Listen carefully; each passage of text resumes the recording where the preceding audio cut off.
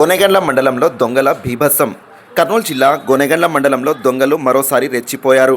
పుట్టపశం గ్రామంలో దుండగులు బీభత్సం సృష్టించారు.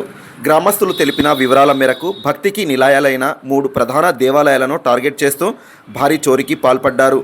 గ్రామంలోని శ్రీ శివుడు, శ్రీ ఆంజనేయ స్వామి, అలానే సుంకులమ్మ దేవి ఆలయాల్లో చొరబడిన దొంగలు అక్కడి విలువైన గుడి గంటలను అపహరించుకొని పోయారు. గ్రామంలో ఇలాంటి సంఘటనలు జరగడం ఇది రెండవసారి అని గ్రామస్తులు ఆవేదన వ్యక్తం చేస్తున్నారు. వరుస దొంగతనాలతో పుట్టపాశం ప్రజలు భయాందోళనకు గురవుతున్నారు. పోలీసులు వెంటనే స్పందించి నిందితులను గాలించి పట్టుకోవాలని, వారిపై కఠిన చర్యలు తీసుకోవాలని గ్రామస్తులు డిమాండ్ చేస్తున్నారు. అలానే ఆలయాలకు భద్రత కల్పించాలని కోరుతున్నారు. తాజా అప్డేట్స్ కొరకు జీజీఎల్ న్యూస్ను లైక్ చేయండి, షేర్ చేయండి, సబ్స్క్రైబ్ చేసుకోండి. చూస్తూనే ఉండండి జీజీఎల్ న్యూస్.